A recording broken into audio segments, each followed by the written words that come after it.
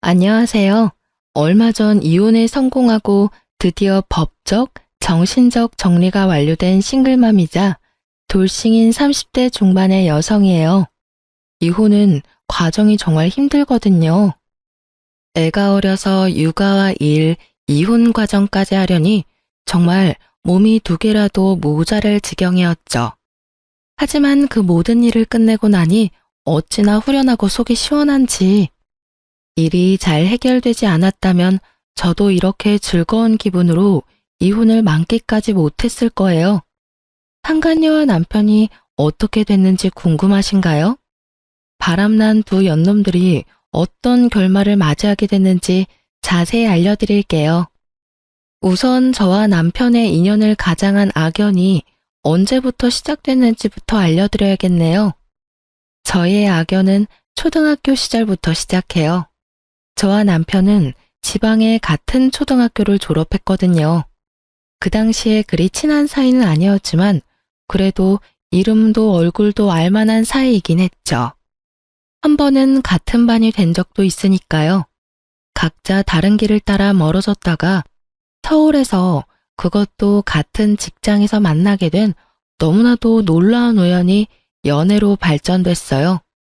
그때 그것이 인연이 아니라 악연이라는 걸 알았어야 했는데 그때는 미처 몰랐어요. 그냥 이 인연이 너무 소중하고 마치 운명 같다는 생각만 했으니까요. 처음부터 남편이 천하의 나쁜 쓰레기 같은 인간은 아니었어요. 그랬으면 제가 만나지도 않았을 거고 결혼을 생각하지도 않았을 테니까요. 그때는 정말 착하고 사람을 배려해주는 남자였거든요. 그 모습에 반해서 결혼한 것이기도 하고요.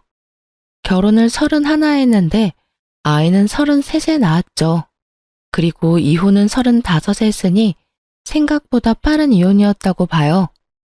저희 이혼의 시작은 짜증나는 남편의 지방 발령 때문이었어요. 당시 저는 아이를 낳고 육아휴직 중이었고 남편은 지방으로 발령이 났어요. 시댁이 거기 있었기 때문에 어쩔 수 없는 선택이긴 했죠. 그렇게 우리는 의도치 않게 주말 부부가 됐죠. 몸이 멀어지면 마음도 멀어진다고 했나요? 그런데 저희는 반대였어요. 멀리 떨어져 있으니 남편의 연락이 정말 잦았죠. 아주 루틴이었어요. 아침 출근 전, 출근 직후, 점심 전, 점심 후, 저녁 전, 저녁 후.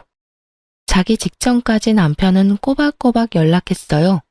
그게 당연히 저에 대한 애정이라고 생각했는데 알고 보니 그게 아니었더라고요.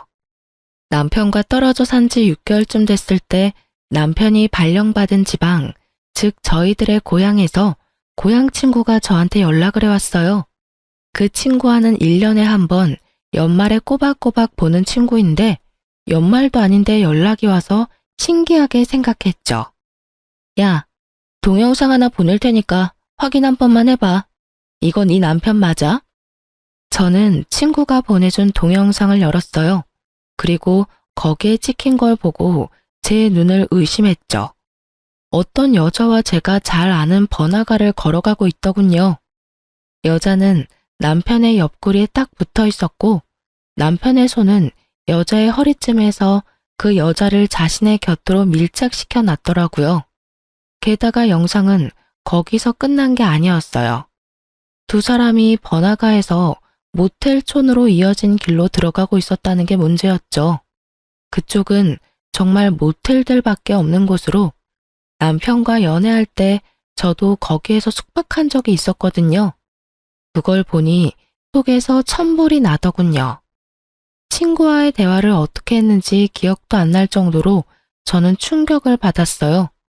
아기가 배고파서 울어대자 정신이 들었죠. 아이 젖을 주고 있는데 슬슬 화가 치밀어 오르더군요. 생각할수록 더 열받기 시작했어요. 그렇지만 마음속으로 그런 생각도 들었죠. 직접 본 게 아닌데 남편이 아닌 건 아닐까 하고. 그렇지만 남편의 소지품과 옷이 너무나 남편 것이어서 어떻게 해야 하나 고민하다가 결국은 확인만 해보기로 결정했어요. 주말마다 남편이 집에 올라오는데 남편이 올라오자마자 저는 아이를 남편에게 맡기고 급하게 나오는 척하며 이야기했어요. 자기야, 나 바쁜데 자기 차 좀 써도 돼? 지금 친구 아프대서 지금 바로 가야 돼. 그래 빨리 갔다 와. 근데 당신 차는 어쩌고? 내 차 퍼졌어. 그럼 좀 빌릴게. 그렇게 이야기하고 후다닥 내려와서 차를 몰았어요. 그리고 조용한 데 차를 세우고 블랙박스부터 확인했어요. 언제부터 그 여자 만난 건지는 모르겠지만 남편은 분명 처음에는 블랙박스를 꼼꼼하게 지웠을 거예요. 그런데 시간이 지나면서 들키지 않는 걸 확인하고는 마음이 풀어졌는지 블랙박스는 지워지지 않았더라고요. 그리고 찾아냈죠. 두 사람의 불륜 현장을. 블랙박스에 고스란히 녹음이 다 되어 있더군요. 오빠, 이번에는 서울 안 가면 안 돼? 나랑 놀러 가자. 우리 여행도 제대로 못 다니는데. 나도 우리 예쁜이랑 같이 놀러 가고 싶지. 근데 와이프가 의심할 거야. 내가 못 간다고 하면 우리 엄마한테 전화부터 할걸? 그렇게 걸려서 우리 못 만나는 것보다는 조용하게 길게 가는 게 더 나아. 그래야 안 들키지. 오빠 마음이야 잘 알지. 날 얼마나 사랑하는지. 나도 오빠 정말로 많이 사랑해. 그래서 항상 같이 있고 싶다고. 그 여자만 아니면 우린 행복하게 사랑하며 살 수 있을 텐데. 정말 짜증나. 조금만 참아. 와이프랑 이혼만 하면 자기랑 같이 알콩달콩 살자. 약속이야. 그 대화가 바로 어제 저녁의 대화더라고요. 그 대화뿐만이 아니라 두 사람이 차 안에서 그런 짓을 하고 있는 것까지 다 녹음됐더군요. 누가 들어도 알 정도로 명백하게. 결국 저는 끝까지 다 듣지도 못하고 그 더러운 기분을 접은 채 블랙박스 영상을 폰으로 옮겼어요. 옮길 수 있는 장치를 다 가져왔거든요. 이렇게 바로 남편의 외도를 알아챌 수 있을 거라 생각하지 못해서 충격이 더 컸던 것 같아요. 남편과 이혼을 생각했다가 곧 지웠어요. 이혼은 최후의 수단이다. 최대한 아이를 위해서 끌어보자 그 생각이었죠. 그 여자가 나가 떨어져 준다면 남편을 제가 평생 단속하며 살면 될 거라고 그렇게 생각했어요. 그래서 흥신소에 부탁해서 그 여자 전화번호부터 알아냈어요. 그리고 그 여자에게 전화를 걸었죠. 모르는 번호인지 전화를 받지 않던 그녀가 5번의 통화 끝에 전화를 받았어요. 여보세요? 안녕하세요. 저 김현진 씨 와이프 되는 사람이에요. 저희 남편이랑 만나고 있는 거 확인하고 전화했어요. 남편이랑 관계 끊어주셨으면 좋겠어요. 제 말에 상간녀의 반응은 정말 뜻밖이었어요. 제 연락처 어떻게 알았어요? 이거 사생활보호법에 걸리는 거 알아요? 남편과 헤어져 달라는데 그게 중요해요? 그럼 사생활보호법으로 신고하던가요. 저도 상간녀 이혼 소송할 테니까요. 남편 유부남인 거 알고 만난 거 다 알고 증거도 있어. 그러니까 어디 한번 해보던지. 근데 생각할수록 어이가 없네. 방귀 낀 놈이 성낸다고 어디서 유부남한테 꼴이나 치는 년이 법을 따지게 됐는지. 어쨌든 저희 남편하고 당장 헤어져. 헤어지지 않으면 진짜로 소송할 거야. 이봐요. 남자가 바람피는 게 왜 내가 꼬리를 쳤다고 생각해요? 그쪽 남편이 날 너무 좋아해서 떨어지지 않는 걸 왜 내 탓을 하냐고요. 그렇게 남편 마음 돌리고 싶으면 그쪽이 잘하면 되잖아요. 저한테 전화해서 할 말은 아니죠. 제가 잘못한 게 뭐가 있는데요? 잘못한 게 차고 넘치는 사람한테 이런 이야기를 들으니 순간 말문이 턱 막혔어요. 무논리로 사람을 당황하게 만드는 재주가 있더라고요. 그럼 지금 너한테 잘못이 없다는 거야? 야, 남자가 꼬리를 쳐도 유부남인 걸 알았으면 미리 손절을 했어야 할 거 아니야. 법적으로 내 남편이고 그 남자랑 너는 불륜을 저지른 사람들이라고. 너 진짜로 남편이랑 헤어질 생각 없어? 좋아. 그럼 내가 남편한테 너랑 헤어지라고 말할게. 만약 이번에 안 헤어지고 또 만나면 그때는 남편은 둘째치고 너만은 얼굴 들고 못 살게 만들어줄 거야. 알아들었어? 어디서 반말이에요? 어린 여자한테는 반말 칙칙해도 돼요? 예의도 모자라고 교양도 없는 주제에 그것도 본처라고 저한테 전화해서 갑질하는 거 진짜 한심하고 웃기거든요? 이야기 다 끝났죠? 이제 할 말 다 없죠? 그럼 끊을게요. 2번 다시 전화하지 마세요. 수신 거부 걸어놓을 거고 할 말 있으면 당신 남편 통해서 하세요. 아시겠죠? 정말 재수가 없으려니까. 상간녀는 그렇게 말하고 전화를 탁 끊어버리더군요. 정말 띵 받았어요. 남편과 헤어지라는 말에 저게 상간녀의 태도인가요? 상간녀들 뻔뻔하다더니 정말로 그렇더군요. 확답을 듣지 못한 저는 결국 남편에게 따졌어요. 당신 바람 피는 거 나 다 알아. 내가 그 상간녀한테 전화했는데 헤어지라니까 말 다 했으면 끊으래. 2번 다시 전화하지 말라고. 뭐? 상간녀? 나한테? 모르는 척 발뺌하려는 남편에게 동영상 보여줬어요. 블랙박스 영상도 보여줬죠. 이 정도면 발뺌할 생각 안 하는 게 더 낫지 않아? 내가 의심만으로 당신한테 이런 말 할 사람이야? 당연히 증거가 있으니까 이런 말 하는 거잖아, 인간아. 네가 어떻게 나한테 이럴 수가 있어? 주말 부부한 지 얼마나 됐다고 거기서 여자를 만들어? 너 이런 사람이었어? 여태 내가 모르고 있었던 거야? 어? 말해봐. 너 무슨 의도로 그 여자랑 바람 피운 건데? 나랑 헤어지고 싶어서 그랬어? 여자를 만나고 싶었으면 이혼을 하자고 했어야지. 너 상간녀랑 있는 걸 우리 부모님이 봤으면 즉시 시댁에 연락 가는 거 알지? 그러니까 당신이 결정해. 그 여자 선택할 거면 나랑 이혼하고 날 선택할 거면 그 여자랑 헤어져. 그리고 내가 장담하는데 나는 절대로 나한테 불리한 이혼은 안 해줄 거야. 당신이 유책 배우자고 원인이 당신한테 있으니까. 특히 아이하고 집은 절대 포기 못하니까 잘 선택하라고. 제 말에 남편이 무릎을 꿇더군요. 여보, 그런 게 아니고 주말 부부다 보니까 나도 모르게 그렇게 됐어. 그 여자랑은 깨끗하게 헤어지고 절대로 바람피지 않을게. 그러니까 이혼은 넣어도 내가 정신 잘 차릴게. 응? 그 말 내가 믿어도 돼? 그 싸가지 없는 상간녀한테 헤어지자고 지금 당장 내가 보는 눈앞에서 연락해서 말해. 그리고 나 당신이 그 여자랑 헤어졌다 하더라도 매 순간순간마다 당신 지켜볼 거야. 2 사람 다시 만나는지 아닌지 확인할 거라고. 알아들었어? 제 말에 남편이 고개를 끄덕이며 상간녀에게 전화해서 헤어지자고 말하더군요.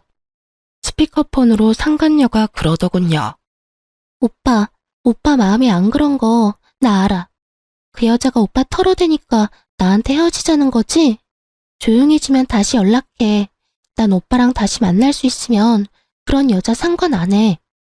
그 말에 저도 모르게 꽥 소리쳤죠. 야, 적당히 해라. 내 남편이고 너하고 헤어지겠다잖아. 진짜 미친년 아냐?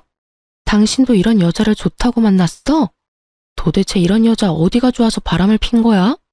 결국 화를 내는 제 모습에 남편은 황급히 그만하라며 상간녀에게 소리치고 2번 다시 연락하지 않을 거라고 하고 전화를 끊었죠. 남편은 상간녀를 끊었지만 상간녀는 남편을 끊을 것처럼 보이지 않더군요. 상황이 이렇게 되니 해결이 되다만 느낌이었어요. 그래서 저는 그날 이후 남편에게 말없이 자주 친정에 내려갔어요. 남편이 발령받은 곳이 친정과 가까운 곳이었거든요. 그곳에 있으면 남편 감시하기 딱 좋을 것 같아서 남편에게 말도 없이 불쑥불쑥 남편 회사 앞으로 찾아갔죠. 시댁과 가깝기도 하니 이유도 만들기 쉬웠거든요. 부모님들한테는 남편이 바람핀 걸 이야기하지 않았으니 어떤 것이든 이유를 만들어서 내려왔어요. 그렇게 조용한 날이 이어졌어요. 남편도 그 여자를 만나는 것 같지도 않고 더 이상 여자 그림자도 없어 보였죠. 일 끝나면 시댁에서 자고 아침에 출근하고 거의 그런 식으로 성실하게 일하고 있더군요. 별다른 의심의 소지가 없어서 마음을 좀 풀려던 때에 저는 시댁에 갔다가 남편의 세컨드폰에 대해 알게 됐거든요. 김장김치를 가지고 가라는 말에 겸사겸사 시댁에 들린 거였는데 어머님이 저한테 핸드폰을 하나 주더군요. 자세히 보니 남편이 이전에 쓰던 폰이더라고요. 당시에 최신 폰을 산 지 3개월 정도밖에 되지 않았어요. 그래서 어머님께 이건 남편 예전 폰이라고 이야기해드렸어요. 그런데 어머님이 이상한 소리를 하더라고요. 남편이 그 전화기를 매일 저녁마다 붙들고 산다고요. 근데 오늘은 잊어버리고 갔다고 그러더군요. 혹시나 하는 마음에 전화기를 들었는데 역시나 잠금이 걸려 있었어요.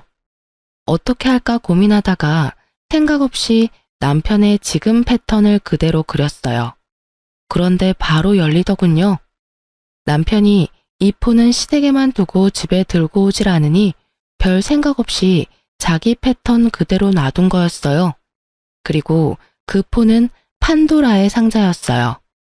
오로지 그 상간녀와 통화하고 사진 찍고 동영상을 기록하는 용도로 쓰이는 폰.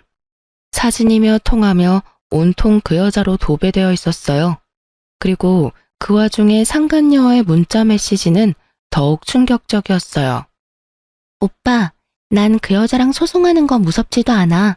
소송하고 나면 오히려 더 편하게 만날 수 있잖아. 위자료만 내면 내가 오빠 만나도 법으로 강제할 수 없어. 그 문자를 보는데 저는 배신감을 감출 수 없었죠.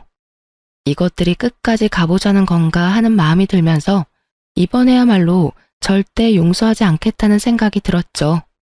저는 결국 전화로 완만히 해결하자는 생각을 접고 직접 찾아가기로 했어요. 주소는 그때 알아본 그대로였거든요. 상간녀가 집에 오고 있더군요. 영상으로 보던 것보다 더 어린 여자였어요. 목소리로 듣던 것보다 더 싸가지 없어 보였고요. 제가 앞에 서자 띠껍게 쳐다보며 뭐야? 이런 표정이었죠. 저 김현진 씨 와이프예요. 우리 이야기 좀 할까요? 아, 당신이 그 유명한 와이프예요? 아주 남편을 쥐잡듯이 잡으면서 눈치 보며 살게 만들었다는 그? 내가 내 남편을 쥐잡듯 하든 눈치 보게 만들든 그게 너랑은 관계 없잖아요? 우리 남편이랑 헤어지라고 했는데 계속 만나고 있더라고요. 저 분명히 소송 건다고 말했어요. 소송 걸어요. 하고 싶은 대로 하면 되지. 뭐하러 여기까지 와서 시간 낭비해요? 난 오빠랑 헤어질 생각 없어요.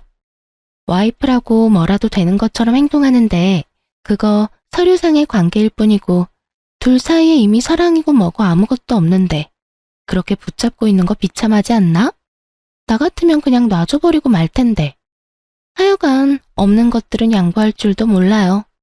남편 떠나갈 것 같으니까 아주 동아줄 붙들듯이 꼭 쥐고 있으려고 안간힘을 쓰네.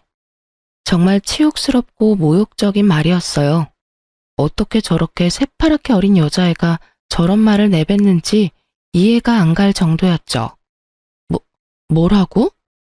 소송해요. 내가 위자료 줄 테니까.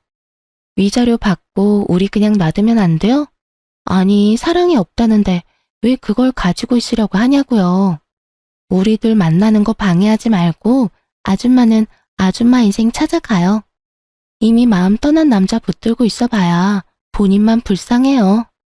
정말 허파가 뒤집어진다는 어른들 말이 오장육부가 끓는다는 옛말이 어디서 나온 건지 이해가 절실히 될 정도로 몸이 분노로 엉망이 되었어요.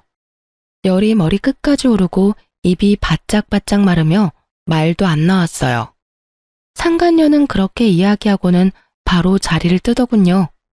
그때 상간녀 뒷모습을 보면서 도는 생각이 오냐 너 죽고 나 죽자였습니다. 그렇게 저는 그날 이후로 상간녀의 폰으로 매번 남편과 헤어지라는 문자를 보냈어요. 아침, 점심, 저녁 시도 때도 없이 문자를 보내서 그런지 그 뒤부터는 제 전화를 수신 차단했는지 아예 반응조차 없더군요. 그래서 주변 사람들 전화기까지 빌려서 문자를 보냈더니 결국 저한테 문자가 왔어요. 물론 제가 생각하고 상상하던 문자는 절대 아니었어요. 계속 문자 보내고 전화하면 스토커로 신고하겠습니다.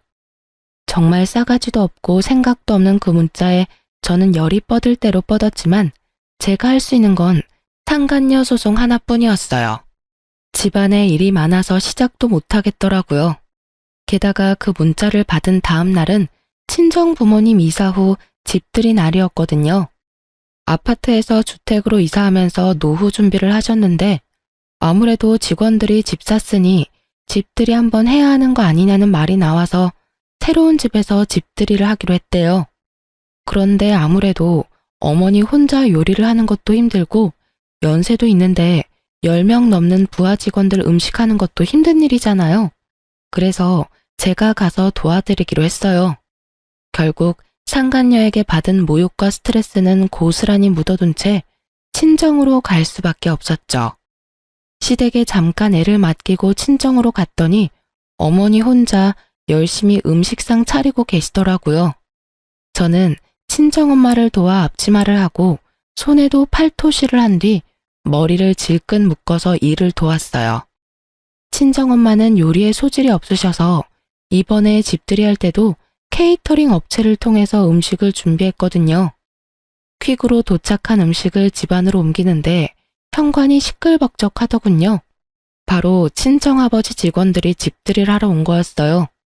저는 몰골도 그리 좋지 않고 꾸미지도 않아서 부엌에 숨어 있으려고 했는데 아버지 부하 직원들 중에 제가 아는 얼굴이 있어서 깜짝 놀랐어요. 바로 상간녀가 거기 있었어요. 저는 숨지 못하고 상간녀와 마주했고 상간녀는 다른 직원들과 아버지를 다 들여보내고 제일 마지막에 들어오며 저한테 한마디 하더군요. 아줌마, 진짜 스토커예요? 어떻게 내가 여기 올 줄 알고 여기서 가사 도우미나 하면서 기다리고 있는 거냐고요. 아, 진짜 답 없는 사람이네. 그렇게 남편이 뺏기기가 싫었어요? 그래도 그렇지. 이런 식으로 다른 사람 뒤캐면서 여기 와 있는 건 완전 불법인데다가 사생활 침해죠. 완전 스토커 아니야? 상간녀는 마치 자신이 피해자인 것처럼 아주 큰 소리로 집안에 있는 모든 사람들이 듣도록 이야기하더군요. 딱 봐도 저한테 수치를 주고 저를 쫓아낼 생각으로 가득해 보였죠. 그리고 상간녀 의도대로 직원들이 하나둘씩 나와보더라고요. 이런 식으로 아버지 직장 동료들과 마주하게 될 줄 몰랐는데 상간녀는 제가 이 집에 그저 자기를 쫓아온 거라고 생각했는지 눈 하나 깜짝 안 하고 거짓말을 줄줄 읊어대더라고요. 진짜 선배, 이 여자 스토커예요. 제 남자친구가 헤어지자고 했는데도 절대 못 헤어진다면서 쫓아다녀요. 게다가 남자친구뿐만이 아니라 저한테까지 와서 이렇게 스토커 짓하고 문자도 매일 보내고 정말 무서워 죽겠어요. 저는 팔짱 끼고 그 이야기를 고스란히 듣고만 있었어요. 상간녀 큰 소리에 나와본 친정아버지와 어머니도 당황스러워하긴 마찬가지였죠. 게다가 직원들이 수군거리며 저를 보며 그러더군요. 스토커면 경찰에 신고해야 하는 거 아니야? 부장님, 이 사람 여기서 어떻게 일하게 된 건지 말씀 좀 해주세요. 아버지가 당황해할 때 제가 상간녀와 아버지 회사의 직장 동료들을 향해 말했죠. 스토커요? 제가 왜 스토커예요? 이 집 딸이 저인데. 당신 부장님 딸이 저예요. 부장님한테 물어보세요. 오늘 집들이 한다는데 일손이 모자란다고 해서 잠시 친정 와서 도와주고 있었는데 스토커라는 소리를 들을 줄 몰랐네요. 거짓말도 눈 하나 깜짝 안 하고 진짜 잘하네요. 그쵸? 제 말에 상간녀 표정이 순식간에 휙 가더군요. 저를 스토커로 몰며 피해자인 척할 때와는 전혀 다르게 당황한 표정이었죠. 직원들도 모두 당황해서 서로 수군거렸어요. 직장에 뭐라고 했는지 안 봐도 훤하더군요.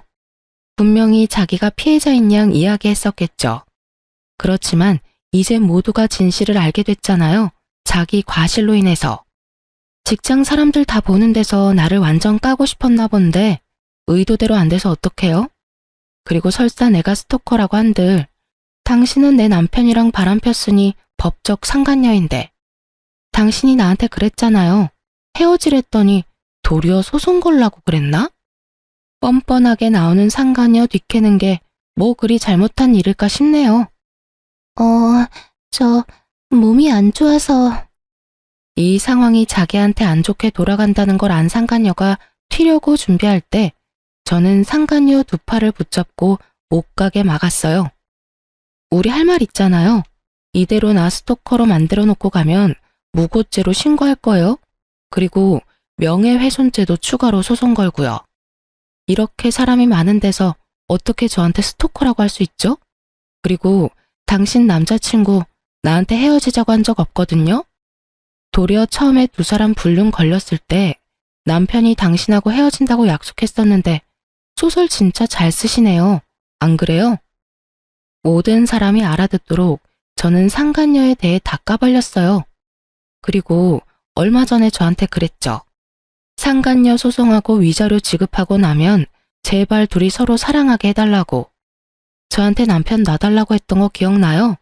그때 어이없어서 답변을 못했는데 답변해줄 테니까 좀 기다려요. 당신 남자친구이자 내 남편도 불러야 하거든요. 저는 남편에게 친정으로 오라고 전화를 걸었고 남편은 아무 의심 없이 알겠다 하더군요. 그리고 친정아버지와 어머니는 상간녀의 존재에 완전히 충격을 받은 모습이었어요. 특히 아버지가요. 하긴 자기 부하 직원이 사이와 불륜 사이라는 게 정말 어이없게 느껴지셨겠죠. 상간녀는 아무 말도 못하고 입을 꾹 닫고 있더군요.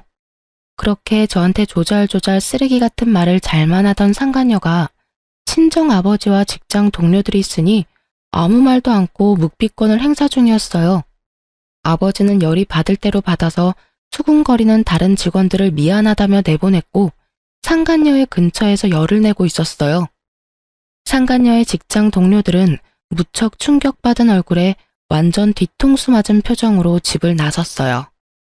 상간녀가 남편을 총각으로 동갑시키고 저를 스토커로 만들었다는 게 분명해 보였죠. 남편은 아무 생각 없이 친정으로 왔더군요. 그리고 거실에 있는 상간녀 얼굴을 보고 당황한 것 같았어요. 여보, 무슨 일로 불렀어? 보고도 몰라?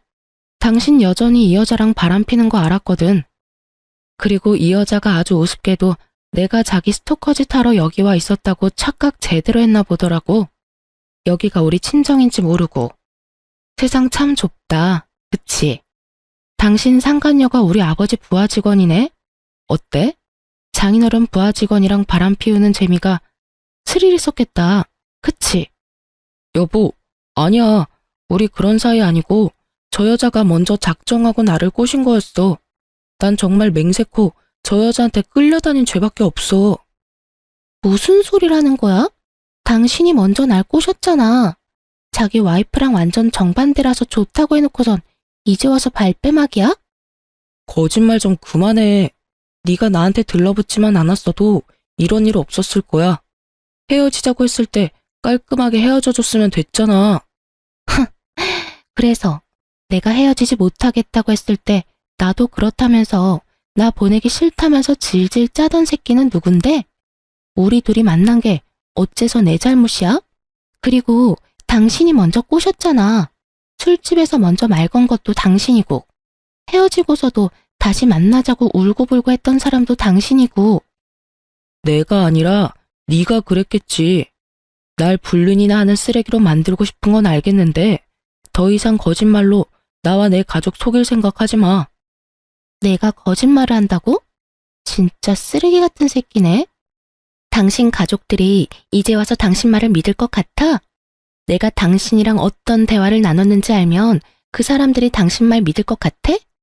이제 와서 마누라 친정 어른들 무서워서 빌빌대는 건 알겠는데 이건 아니지. 나한테 다 뒤집어 씌우고 너는 결백을 주장하겠다? 내가 가만히 있을 줄 알아? 둘이서 잘 싸우더군요. 내가 잘못했니, 네가 잘못했니. 엄청나서 말로 치고받는데 보는 제가 다 웃겼어요. 불륜이 혼자 힘으로 되는 건 아니잖아요.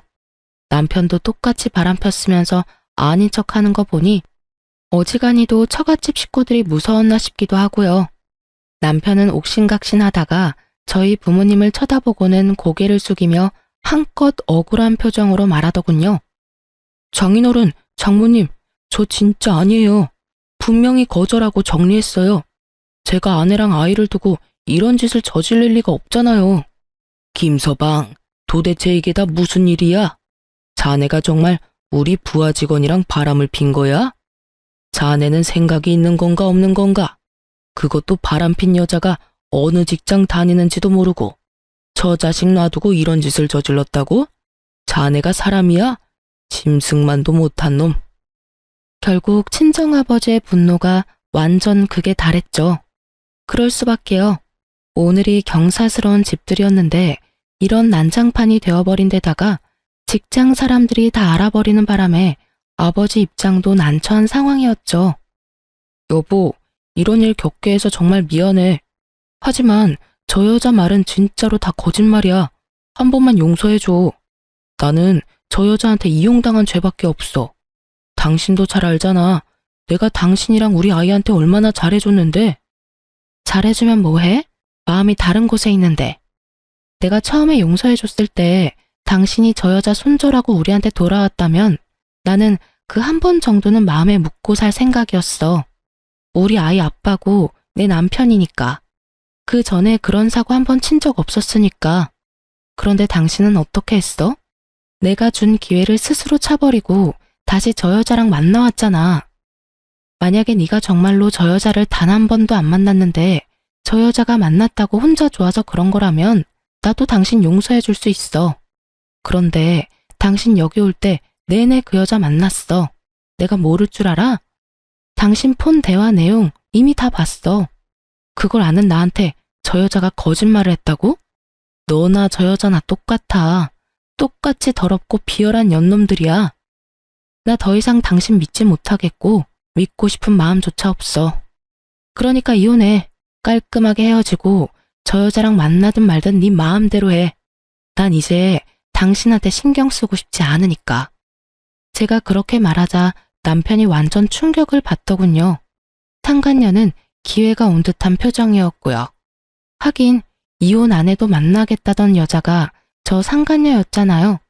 본인은 잘 됐다 싶었나 보죠.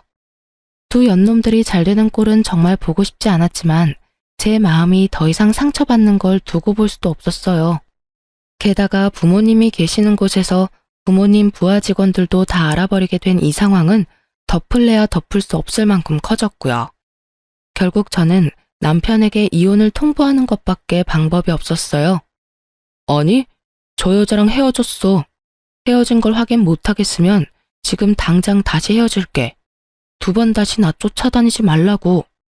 그런데 왜 우리가 이혼을 해야 해? 나 이혼하기 싫어. 당신이랑 애를 놔두고 내가 왜 이혼을 해야 하는데? 그래, 나 저 여자랑 바람 좀 폈어. 그치만 그 순간뿐이었고 정말로 엔조이였다니까? 사랑이 아니라 그냥 보험 같은 거라고. 그 이야기를 듣는 상간녀가 어이없는 얼굴로 남편에게 따지더라고요. 야, 진짜 개쓰레기 아냐? 뭐? 엔조이? 너 나한테 와이프랑 이혼하고 나랑 결혼하고 싶다고 했어, 안 했어? 그래놓고 엔조이? 또다시 둘의 싸움이 시작되자 그 꼴이 보기 싫었던 친정아버지가 시댁에 전화를 걸었어요. 두 분은 같은 지방에 있으면서 친한 지인이었거든요. 정 사장, 날쌔. 여기 지금 자네 아들 와 있으니 데려가. 우리 딸이랑 이혼할 거야. 왜긴 왜야? 당신 아들이 바람 펴서 상간녀가 지금 우리 집에 와 있다고. 도대체 자식을 어떻게 키우면... 어쨌든 어서 와서 데려가게. 지금 혈압 올라서 쓰러질 것 같으니까. 시부는 놀라서 한달음에 달려왔고 거기서 상간녀와 티격태격하는 남편에게 버럭하더군요. 너 이게 다 뭐야? 너 진짜 바람 폈어? 아버지, 그게 아니라 나 이 여자랑 벌써 헤어졌어요. 와이프가 헤어지라고 해서 이미 헤어졌는데 저 여자가 들러붙는 바람에 이혼하게 된 거라고요. 저도 이혼 안 하고 싶은데 멀리 떨어져 있으니까 좀 외로운 마음에 잠깐 사귄 여잔데 이렇게 될 줄 몰랐어요. 뭐? 아이고 머리야. 너 지금 제정신이야? 너 이 지방에 내려와서 지금 여자를 만났어?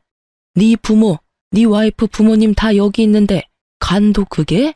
정신 나간 놈, 너 이리 와. 당장 집으로 가. 동네 망신 다 시키지 말고. 결국 남편은 시부의 손에 이끌려 시댁으로 돌아갔어요. 상간녀는 남편에게 들러붙으려 했지만 시부가 차갑게 거절하더군요. 아가씨는 뭔데 우리 집에 따라오려고 해? 알아서 집으로 가. 젊은 아가씨가 간도 크게 유부남을 꼬셔서 집안을 이렇게 쑥대밭으로 만들어? 우리 아들이 마음에 들어 해도 우리는 절대로 아가씨 허락 못하니까 알아서 처신 잘해. 시부의 칼같이 끊어버리는 말에 상간녀도 벙찐 것 같더군요. 그렇게 한바탕 집안에 소동이 있고 나서야 저와 남편은 이혼을 할 수 있게 됐어요. 서로가 아는 사이였던 양가 아버님들 덕분에 이혼은 생각보다 순탄하게 됐어요. 시댁에서는 아들의 잘못인데다 상간녀가 처가에 찾아왔다는 것만으로도 고개를 들 수 없을 만큼 미안해했어요. 게다가 아버지 부하 직원과 바람이 난 남편 때문에 회사 안에 소문이 파다하게 나버려서 시부가 어찌할 도리도 없었죠. 이혼 후 친정에 한번 내려왔는데 아버지가 그러더라고요.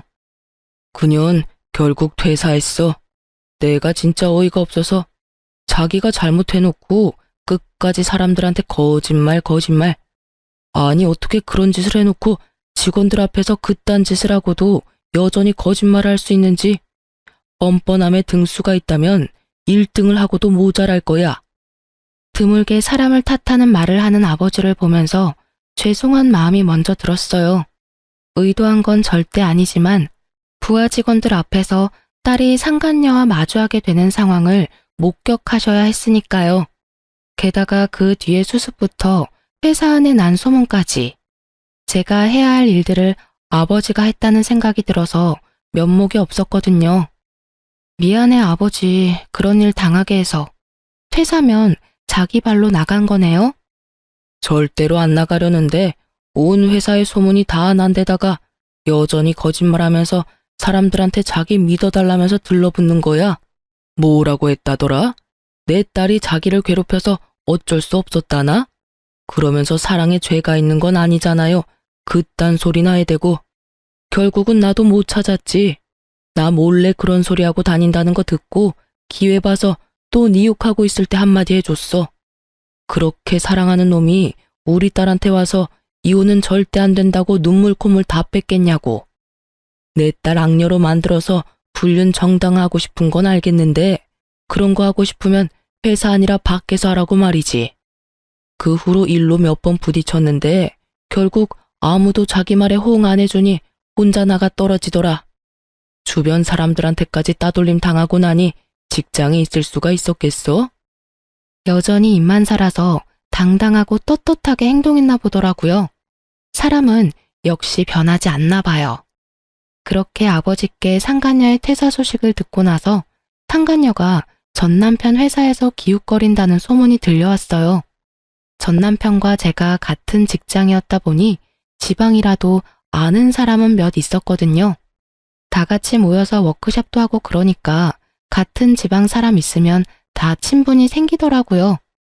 그때 알게 된 동료가 다 이야기해 주더라고요. 너 혹시 무슨 일 있어? 네 남편한테 여자 붙었어. 퇴근 시간마다 와서 기다리던데 무슨 일이야? 지금 여기 소문 다 났어. 남편, 아니, 전 남편 상간녀야. 나 그 남자랑 이혼하거든. 아직 이혼 완료한 건 아닌데 이혼 숙려 기간 중이라서. 근데 다시 합칠 일 절대 없어. 뭐? 너희 이혼한다고? 근데 네 남편은 너랑 이혼할 것 같은 걸로는 안 보이던데? 그 여자 발견하더니 사색이 돼서 우리가 무슨 사이냐고 물었더니 미친 여자라고 하더라고. 완전 질린 얼굴이어서 어디서 여자가 잘못 꼬였나 싶었는데 뭐 잘못 꼬였다기보다 자기들끼리 좋아서 바람 펴놓고서는 상간녀는 나한테 이혼하라고 당당하게 요구하고 남편은 절대 이혼 못한다고 그 여자는 엔조이였다고 하더라고. 근데 상간녀는 전 남편 포기 못하나 봐. 결국은 회사까지 찾아갔나 보네. 나 다음 달이면 육아휴직 끝나고 회사 돌아가는데 본사에는 안 와줬으면 좋겠어. 아, 이게 무슨 망신이야? 남편이 잘못했는데 쪽팔림은 다 내 몫이니. 그 이야기를 들으니 웃겼어요. 상간녀는 제가 이혼만 하면 자기가 본처가 될 줄 알았나 보더라고요. 그런데 그게 쉬운 일인가요, 어디? 남편은 엔조이였다는데 인정도 하지 않고 회사에 찾아가는 악수까지 뒀으니. 속으로 제발 본사만은 오지 마라 빌었는데 전 남편의 지방 발령도 종료되고 본사로 올라오니 상간녀도 역시 같이 올라왔더군요. 지방의 소문이 본사까지 올라오는데 한 달도 안 걸리더라고요. 아는 사람은 아는 우리의 이혼 소식을 몰랐던 사람들도 상간녀의 등장으로 모두 알게 됐어요. 사람들은 모두 저에게 괜찮냐고 물어봐줬고요. 누가 봐도 이 상황에서 피해자는 저고 가해자는 전 남편과 상간녀였잖아요. 결국 온 회사의 소문이 다 난 상간녀와 남편의 행동에 남편은 견디지 못하고 퇴사를 했다고 하더라고요. 육아휴직 후 복귀한 저와 남편은 회사에서 몇 번 마주쳤는데 그때마다 끈질기게 이혼하고 싶지 않다고 말하길래 다 개무시했고요. 결국 저한테 기댈 수도 없고 회사에서도 이미 소문 다 나서 퇴사하고 지방으로 내려갔다고 하더라고요. 근데 웃긴 건 퇴사하던 날부터 한 일주일 정도 상간녀가 회사 앞에서 전 남편을 기다리고 있더라고요. 결국 전 남편 못 찾으니 퇴근하는 저까지 붙들고 묻더라고요. 어디로 빼돌렸어요? 둘이 재결합하는 건 아니죠? 나한테 상간녀 소송해놓고 위자료만 받고 둘이서 합치기만 해봐. 합칠 생각 추호도 없고 그 사람이라면 벌써 일주일 전에 퇴직서 내고 나갔어. 가만 보니 둘이 잘 되는 것도 아닌 것 같은데 이혼해줬으면 적어도 내 눈앞에 띄지는 말아야지. 어이가 없어서 그걸 왜 나한테 물어봐? 그 말 듣더니 사색이 된 상간녀가 후다닥 뛰어가더군요. 그 꼴을 보니 어찌 그리 통쾌하던지. 그렇게 믿고 따르던 전 남편이 자신을 버릴 줄을 일주일이나 모르고 있는 걸 보니 두 사람 사이도 답이 나오더군요. 친정 아버지 말을 들으니 전 남편은 본사에서 퇴사 후 고향인 지방으로 내려와 시아버지와 함께 화물차를 몬다고 하더군요. 그런데 더 웃긴 건 상간녀가 그걸 또 어떻게 알고 전 남편을 쫓아왔다고 하더라고요. 본인 일자리 찾아가면 좋을 텐데 하긴 알아보니 이미 그쪽 계통으로는 소문이 다 퍼져서 새 직장 갖기는 힘든 것 같더라고요. 그것도 본인이 그렇게 만든 거니까요. 자기 탓이죠. 자기 팔자 자기가 열심히 꼬아댄 거 누구 탓을 하겠어요? 게다가 그 상간녀도 정말 보통이 아닌 게 전 남편만 있으면 지구 끝까지 달려갈 기세더라고요. 세상에서 제일 지독한 찰거머리가 따로 없었죠. 결국 전 남편이 그 상간녀 상대로 접근 금지 신청까지 시켰다는 이야기 듣고는 배꼽 빠지도록 웃었어요. 그렇게 사랑하니 어쩌니 하더니만 결국 이렇게 변심하게 될 줄이야. 10길 물속은 알아도 한 길 사람 속은 모른다더니 전 남편도 상간녀도 상대가 저런 사람인 걸 모르고 만났다는 게 더 웃겨요. 상간녀가 저한테 스토커라고 몰아붙이더니 보세요. 지금은 누가 스토커인지 모를 정도잖아요. 어쨌든 이혼 후에 가장 크게 웃었어요. 둘이 이렇게 잘 못 산다는 걸 알고 나니 마음이 개운한 것이 이혼하길 잘했다는 생각이 들어요. 이혼을 하고 힘들지 않은 건 아니지만 이혼하지 않았다면 더 힘든 것이 당연했을 거라는 생각이 들었어요. 싱글맘으로 살다 보면 정말 너무 힘든 일이 많거든요. 그럼에도 불구하고 그때로 다시 돌아간다면 절대로 지금과 다른 선택을 하지는 않았을 거예요. 좀 더 신중하게 행동하기는 했겠지만요. 서투른 사연 봐주셔서 감사합니다. 모두 행복한 시간 보내세요.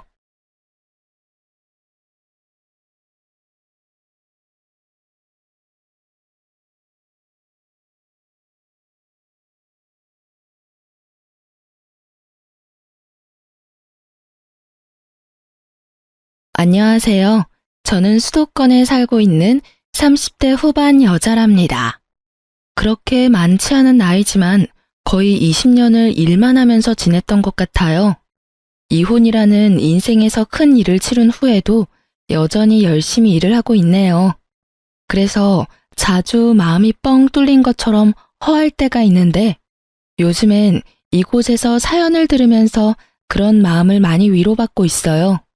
이젠 상처도 많이 아물어서 그런지 여기에 저의 기막힌 이야기를 한번 털어놓고 싶어 이렇게 사연을 보내봅니다. 친동생의 이야기라고 생각하고 한번 들어봐 주세요. 저는 어릴 때부터 집에서 혼자 있는 걸 좋아했어요.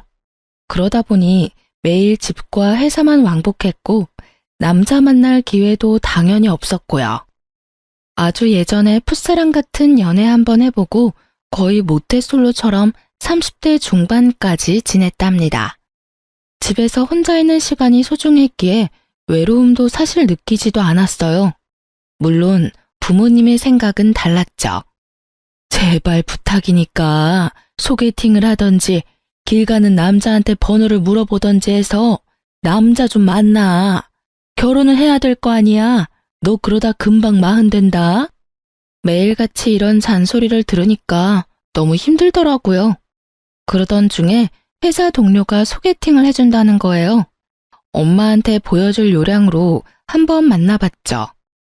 저도 나이가 꽤 있다지만 너무 아저씨 같은 모습에 사실 전혀 호감이 없었어요.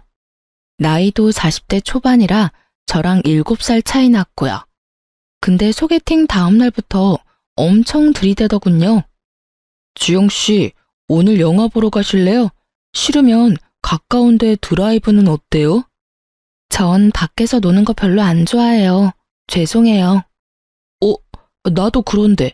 완전 집돌이에요. 역시 우린 처음 본 순간 잘 맞을 줄 알았어. 결혼해도 집에만 있어서 돈 쓸 일 없겠네. 농담이에요, 농담. 저딴 얘기할 때부터 알아챘어야 하는데 말이죠. 지금 생각해보면 똥인지 된장인지 구분하지 못한 제 탓도 있어요. 워낙 적극적으로 대쉬를 하길래 어느덧 저도 동조하게 되고 사귀는 사이가 되었죠. 우리 나이도 있는데 슬슬 결혼하면 어때? 자기 부모님도 결혼하시기를 바라신다며. 나도 마찬가지야. 우리 얼른 결혼하고 자리 잡아서 자기 닮은 이쁜 딸도 낳고 오손도손 살아보자. 사귄 지 6개월도 안 됐는데 너무 빠른 거 아니야? 난 아직 자기에 대해서 잘 모르는 것도 많은데. 다 살아가면서 알아가고 살아가면서 데이트하고 그러는 거야. 연애 오래 해봤자 돈만 나가지 어린 나이도 아닌데. 그 돈 모아서 우리 얼른 집 사서 남부럽지 않게 살아야지. 안 그래? 그래도 너무 빨리 진행되는 것 같아서 망설이는데 부모님도 자꾸 옆에서 결혼하라고 부추겼죠. 그러던 와중에 세상에 임신을 하게 된 거예요. 너무 어리둥절하고 무슨 일이 벌어진 건지 제대로 생각도 못한 채로 양가 부모님들은 아주 잔치 분위기더라고요. 네 나이에 이렇게 임신 쉽게 되는 것도 진짜 힘든 일이야. 요즘 난임 부부가 얼마나 많은 줄 아니? 넌 진짜 복 타고난 건 줄 알고 얼른 결혼해. 나 솔직히 우리 자기가 나이 있어서 아기 갖기 힘들 줄 알았거든.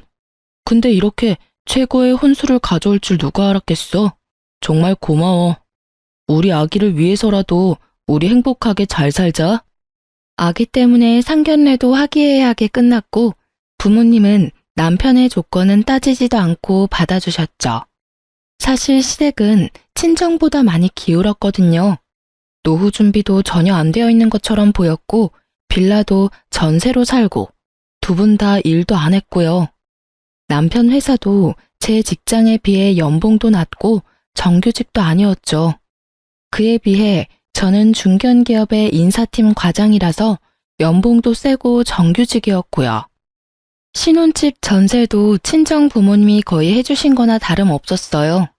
어쨌든 아기가 생겼으니 그렇게 일사천리로 결혼을 했고요.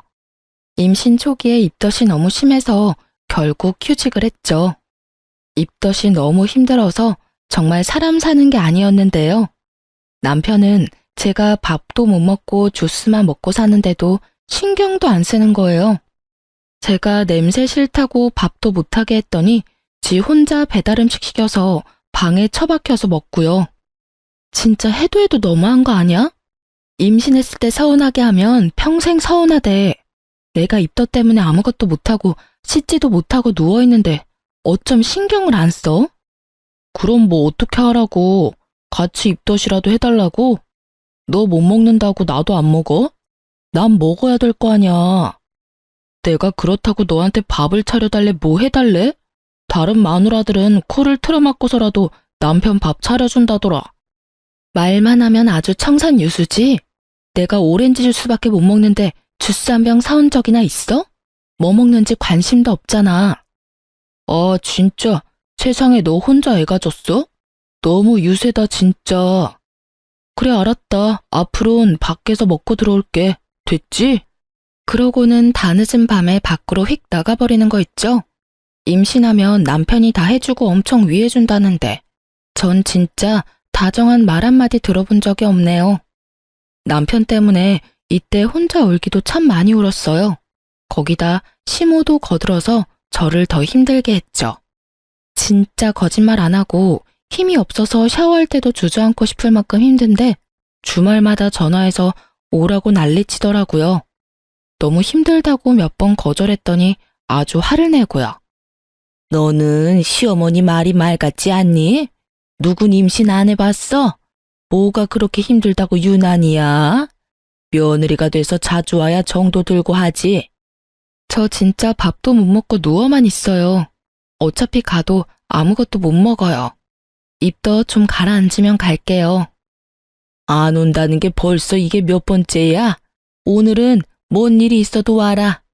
네 시아버지도 얼마나 보고 싶어 하는 줄 아니?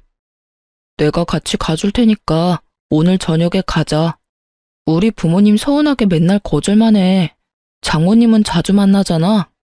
엄마는 나 힘드니까 집으로 도와주러 오시는 거지. 그럼 어머니도 집으로 오시면 되겠네. 우리 엄마가 자기 밥 못 먹는 거 알고 다른 거 맛있는 거 준비해 주셨을 거야. 그러지 말고 가자. 가족끼리 자주 봐야 정들지. 거의 억지로 끌려가다시피 해서 시댁에 갔어요. 진짜 그 순간이 잊혀지지가 않는 게요. 시댁 집에 딱 들어서니까 청국장 냄새가 확 끼쳤어요. 진짜 먹은 거 있었으면 다 토했어요. 다행히 물도 못 먹어서 헛구역질만 쉴 새 없이 했죠. 냄새 안 나는 청국장인데 뭘 그렇게 유난이니? 네 시아버지가 오늘 죽어도 청국장 드신다고 해서 어쩔 수 없이 끓였다. 집에 오기 싫어서 거짓말하는 줄 알았더만 진짜 심하긴 심한가 보네. 아유, 그러다 진짜 토하겠네. 예, 안 되겠다. 너 저 작은 방에 좀 들어가 있어. 손으로 입을 틀어막고 방문을 닫고 엎드려서 구역질이 잦아들기만을 기다렸어요. 그 사이 거실에서는 셋이 웃어가며 쩝쩝 밥 먹는 소리가 들리더군요. 이 상황이 진짜 어이가 없어서 헛웃음까지 나왔어요. 그렇게 시간이 좀 지나고 남편이 문을 빼꼼 열었죠. 우리 밥 다 먹고 상 치웠어. 이제 나와도 돼. 어머니가 당신 주려고 과일 잘라놨어. 과일이라도 먹어봐. 그냥 집어먹는 척이라도 하고 얼른 집에 갈 생각으로 거실로 나갔죠. 억지로 귤을 까서 먹다가 목이 막혀서 물을 가지러 주방에 갔답니다. 그때 시모도 따라 들어오더니 혼자 궁시렁대면서 설거지를 하려고 하더라고요. 그래서 설마 나를 시키진 않겠지 싶었지만 예의상 말을 해봤죠. 제가 설거지 할까요? 그럴래? 밥 차렸더니 어깨 아프고 힘드네. 그 냄비도 빈 거니까 그것도 해라. 세상에나. 얼른 장갑을 빼고는 휙 나가버리더라고요. 어이가 없었는데 뱉은 말이 있으니 일단 장갑을 꼈어요. 근데 그 음식 찌꺼기들이며 그런 걸 보니 또 구역질이 나오더라고요. 당장 내팽겨치고 싶었지만 일단은 숨을 참고 설거지를 시작했어요. 10분 정도 지났을까요? 시모가 갑자기 옆에 오더니 제가 따뜻한 물로 틀어놨던 수도꼭지를 찬물로 확 틀어버리고 말없이 휙 가버리는 거 있죠? 아니 지금 며느리가 따뜻한 물 쓰는 것도 아까워하는 건가 싶어 기가 막혔죠. 저는 다시 더 뜨겁게 물을 틀어서 덜거덕 소리를 크게 내며 설거지를 했어요. 그릇 다 깨지겠다. 너 집에서도 이렇게 하니? 그리고 뭔 설거지를 뜨거운 물 철철 틀어놓고 하고 있어? 얘가 돈 무서운 줄 모르네. 저 손 시려워요. 설거지할 때도 제 맘대로 물 못 쓰나요? 지금이 무슨 6.25 시절도 아니고. 생긴 거랑 다르게 곱게 자랐니? 나는 사글세 살던 신혼 시절부터 지금까지 항상 찬물로 설거지하고 손빨래하고 다 한다. 요즘 애들은 암튼 낭비가 너무 심해. 아, 그냥 찬물로 후딱 하고 말아. 그러더니 또 찬물로 확 틀어버리는 거 있죠. 몸도 힘들어 죽겠는데 너무 열이 뻗쳐서 남아있던 그릇을 확 던져버리고 그대로 시댁을 나와버렸어요. 집에 와서 침대에 누워서 이불 푹 뒤집어 쓰고 바로 누워버렸죠. 30분쯤 지났을까 남편이 발을 쾅쾅대며 방으로 들어오더라고요. 너무 힘들어서 남편이랑 싸울 힘도 없어서 그냥 대꾸도 안 하고 눈 감고 있었죠. 아니, 아무리 힘들어도 그렇지 그렇게 휙 나가버릴 수가 있어? 아버지 어머니 다 충격받으셨어. 어디 며느리가 그렇게 행동하느냐고. 당장 전화해서 사과드려. 어머니가 나한테 한 행동은 사과 안 한대? 못 간다는 사람 기어코 오게 하더니 해준 게 뭔데? 거기다 설거지까지 시키고 찬물로 하라고 눈치나 주고. 먼저 며느리 대접을 해줘야 나도 시부모님 대접을 하지. 난 사과할 때까진 시댁 안 갈 거니까 그렇게 알고 나 너무 힘드니까 제발 건드리지 마. 순하고 참한 모습 보고 결혼했더니만 결혼하면 여자는 다 이렇게 사납게 바뀌냐? 어떻게 이렇게 확 달라져? 정 떨어진다 진짜. 남편이 문을 쾅 닫고 나가버리는 거 있죠? 저도 남편한테 정이 떨어지고 있었고 뭐 먹고 싶어도 남편한텐 일절 말하지 않았어요. 이때부터 진짜 헤어지고 싶은 생각이 들었지만 뱃속에 아이가 있으니 그러지도 못하고 시간만 흘렀죠. 그렇게 시간이 흘렀고 배는 점점 불러왔어요. 안정기가 되니 몸도 좀 편해지고 식욕도 왕성해졌죠. 남편놈 대신 제가 먹고 싶다는 건 친정엄마께서 갖다 주셨답니다. 어느 날은 친구한테 받았다면서 비싼 한우 세트를 가져오셨더라고요. 이거 아주 최상급 한우랜다. 저녁에 최서방이랑 구워서 실컷 먹어. 둘이 먹으면 아마 많이 남을 거니까 냉동실 넣어놓고 먹고 싶을 때마다 먹어. 고마워요, 엄마. 맨날 엄마한테 받기만 하네. 결혼하고 난 제대로 해준 것도 없고. 속상해. 네가 이렇게 결혼해서 복덩이를 품고 있는데 이거로 엄마는 충분히 행복해. 넌 우울한 생각 그만하고 아기 무럭무럭 자라는 것만 신경 쓰고 열심히 잘 챙겨 먹어. 그동안 남편하고도 너무 소원해져서 말도 잘 안 했거든요. 이번에 한번 풀어볼 요량으로 남편을 기다렸죠. 한우 세트를 본 남편 눈이 아주 주먹만해지더라고요. 야, 이게 웬 거야? 이거 진짜 비쌀 텐데. 장모님 사랑은 역시 사위네. 잘 먹겠다고 전해드려. 그렇게 감사하면 전화 한번 드려서 직접 말해. 나한텐 시댁에 전화 안 한다고 난리면서 어떻게 우리 부모님한텐 한 번도 전화를 안 해? 사위랑 며느리가 같아. 사위는 백년 손님인 거 몰라? 근데 이거 둘이 먹긴 너무 양이 많겠다. 그치? 괜찮아. 먹을 만큼만 먹고 나중에 덧다 먹으면 되지. 싱싱할 때 먹어야 맛있지. 냉장고 들어가면 못 써. 그러지 말고 이거 우리 집에 가져가서 같이 구워 먹자. 너 그동안 우리 집 가지도 않고 전화도 안 하고 이번 기회에 가서 풀자. 가족끼리 언제까지 이렇게 지낼래? 먹을 거만 생기면 지네 집 가져가려는 게 너무 괘씸했지만 그래도 한 번은 풀어야 된다는 생각으로 시댁으로 가져갔죠. 평생 못 보던 한우 세트를 보더니 눈이 휘둥그레해지더군요. 아이고, 너희 엄마는 이런 거 자주 드시니? 진짜 신선해 보이네. 어제 뭔 꿈도 안 꿨는데 웬 행제야? 그렇게 넷이 식탁에 앉아 먹기 시작했는데요. 시모가 밥상을 차리는데 제 앞에는 나물 반찬이랑 김치만 주르륵 놓는 거 있죠? 또 시작이구나 하고 지켜보고 있었어요. 남편이랑 시부 앞에 김이 모락모락 나는 따뜻한 새 밥을 갖다 주더라고요. 새 밥이 이거밖에 없어서 너랑 나는 어제 해놓은 밥 먹자. 괜찮지? 저 찬밥 싫어해요. 저도 새밥 좋아해요.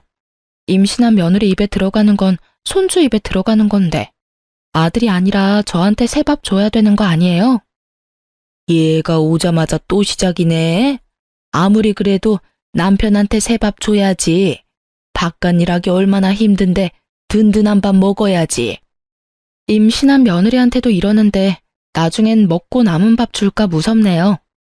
제 말을 들은 시모의 눈이 앙칼지게 변하더라고요. 그걸 눈치챈 남편이 얼른 자기 밥이랑 내 밥을 바꿨죠. 자자, 이거 먹어. 됐지? 뭐 이런 걸로 또 분위기 험악해지게 그래. 엄마, 내가 이 밥 먹을게. 난 찬밥이 더 좋아. 저도 더는 분위기 망치기 싫어서 입 닫고 밥을 먹었어요. 다들 걸신이 들렸는지 핏물 가시기 무섭게 갖다 먹더라고요. 저도 오기가 생겨서 열심히 갖다 먹었죠. 근데 시모가 익은 고기를 다 남편 밥그릇에 놓는 거예요.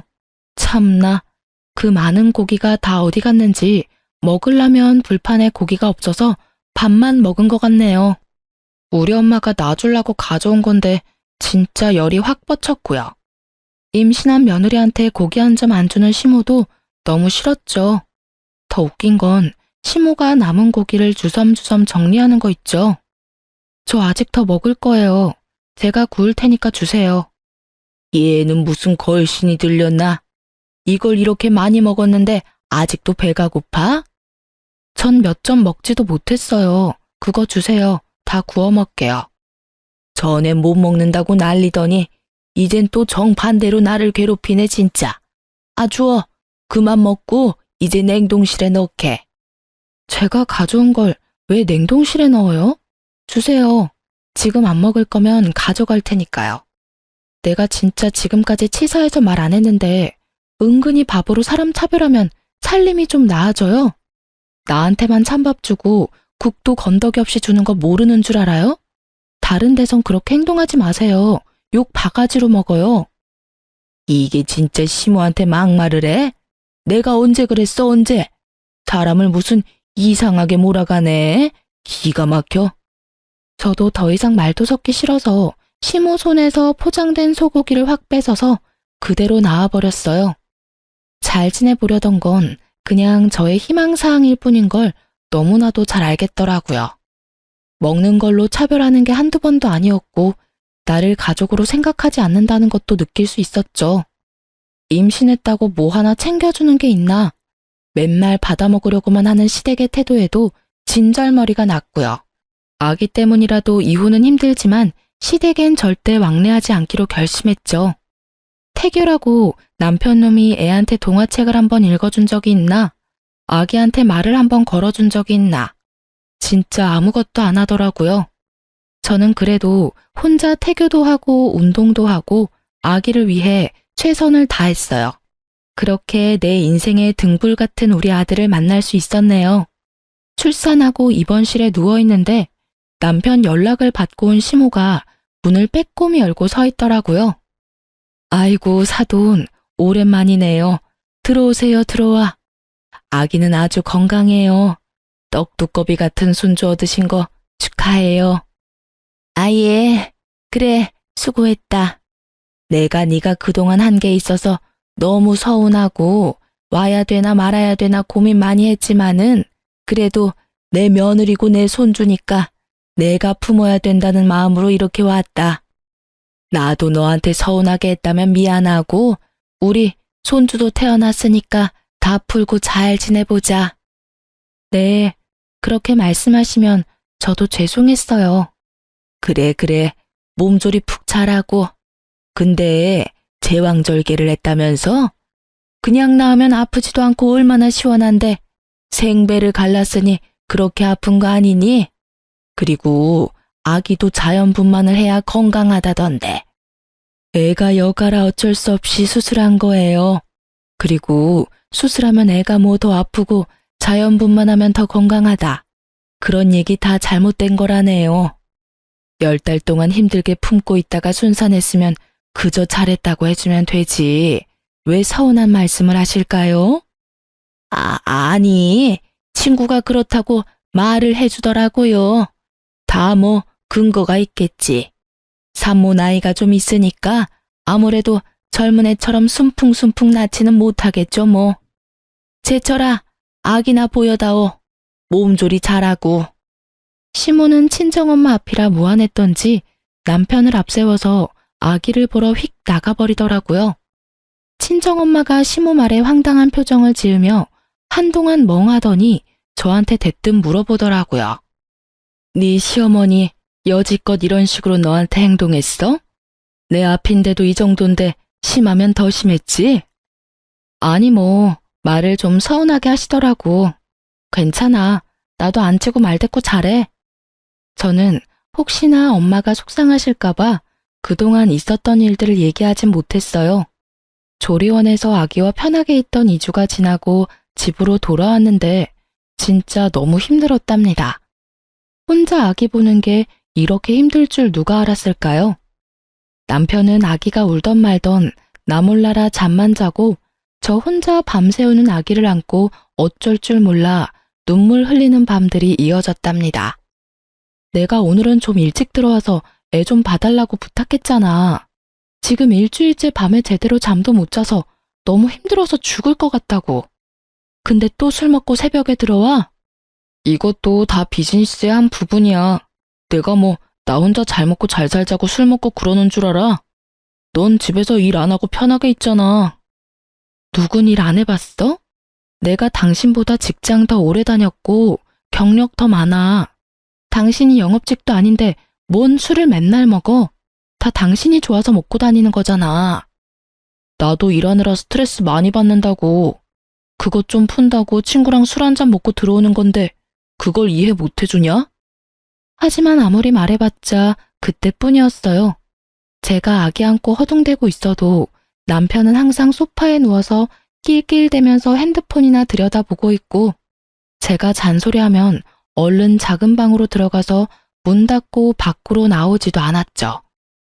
완전히 저 혼자 독방 육아를 했고 전혀 협조 없는 남편의 태도에 이가 바득바득 갈리고 헤어질 생각은 하루에도 수십 번씩 했네요. 어느 날 남편이 또 핸드폰만 들여다보고 있다가 전화가 오니까 다급하게 베란다로 나가서 전화를 받더라고요. 누군데 베란다에 나가서 전화를 받아? 그냥 여기서 받으면 되지. 아, 애가 언제 올지 모르니까 그랬지. 중요한 거래처 직원이라서 그래. 아, 별거 가지고 다 투집이네.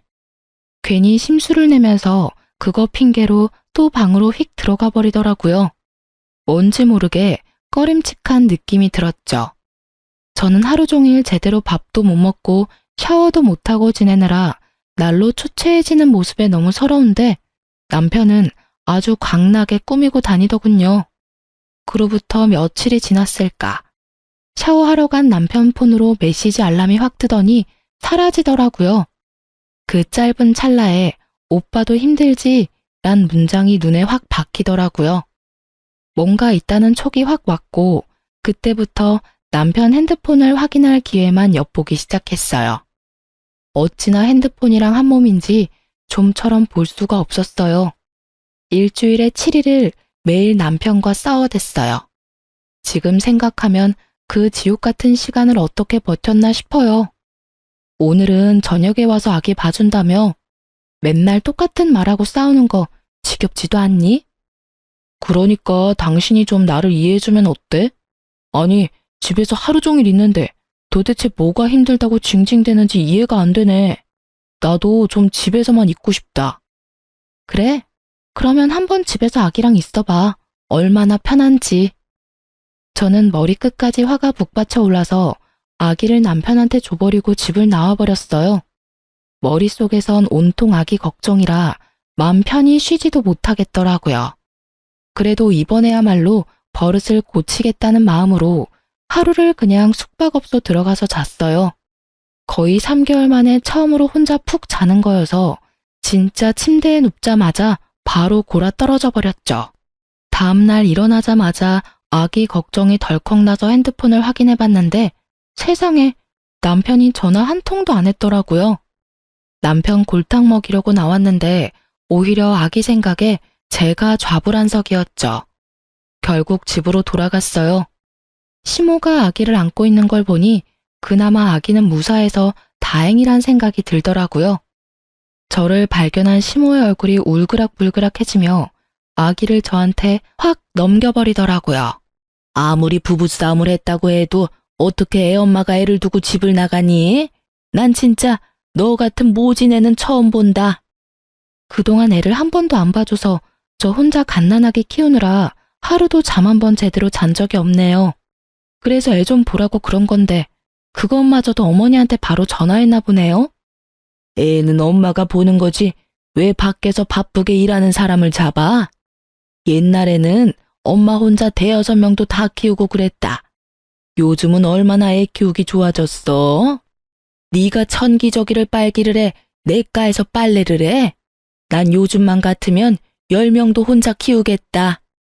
요즘이 어떤 땐데 그런 말을 하세요. 아빠랑 엄마랑 같이 키워야지. 왜 엄마만 고생을 해요? 너는 그 생각머리가 틀려먹었어. 네 새끼 키우는 걸 왜 고생이라고 생각해? 당연하다고 생각하고 힘들어도 하는 거지. 아니, 처대도 아닌데 왜 이렇게 유난이야? 네? 처대가 아니라뇨? 저 이거 처대인데 어머님은 손주가 또 있나 봐요. 응? 내가 언제 그렇게 말했어? 네가 애가 아닌데 왜 그러냐고 그랬지. 아무튼 나 간다. 오랜만에 애를 봤더니 삭신이 다 쑤시네. 아이고. 시모가 제 눈을 피하면서 얼른 내빼버린 것 같은 건 저만의 착각일까요, 아닐까요? 그날 밤 남편이 웬일로 저녁 일찍 들어왔더군요. 여보, 그렇게 나가버려서 내가 얼마나 걱정을 했는 줄 알아? 출근은 해야지, 애는 봐야지. 나 어제 밤새 애 보느라 잠도 못 잤잖아. 그래서 당신이 그동안 얼마나 힘들었는지 알겠더라고. 오늘 저녁에 내가 아기 볼 테니까 당신 좀 쉬어. 오늘은 해가 서쪽에서 뜨겠네? 애 한번 보더니 철들었나 봐. 알았어. 그럼 나 밥 먹을 동안 아기랑 좀 놀아줘. 남편은 아기를 보면서도 은근슬쩍 제 눈치를 보더라고요. 저는 일부러 남편이 계속 아기를 보도록 놔뒀죠. 아기가 잠들었는데 남편도 피곤한지 옆에서 정신없이 골아 떨어졌더군요. 저는 이때다 싶어 남편 핸드폰을 열어봤어요. 남편이 깊이 잠든 덕분에 지문으로 쉽게 열 수 있었죠. 메시지를 확인해보니 역시나 어떤 여자랑 계속 대화를 주고받았더라고요. 저는 캡처해서 얼른 제 핸드폰으로 다 전송하고 여자의 전화번호도 알아놨어요. 다음날 바로 그 번호로 전화를 해봤죠. 어떤 젊은 여자가 받는데 심장이 튀어나올 것 같이 쿵쾅대고 진정이 안 되더라고요. 최재철 씨 알죠? 나 그 사람 와이프예요. 내가 왜 전화한지는 충분히 알겠죠? 여자가 한동안 답이 없더군요.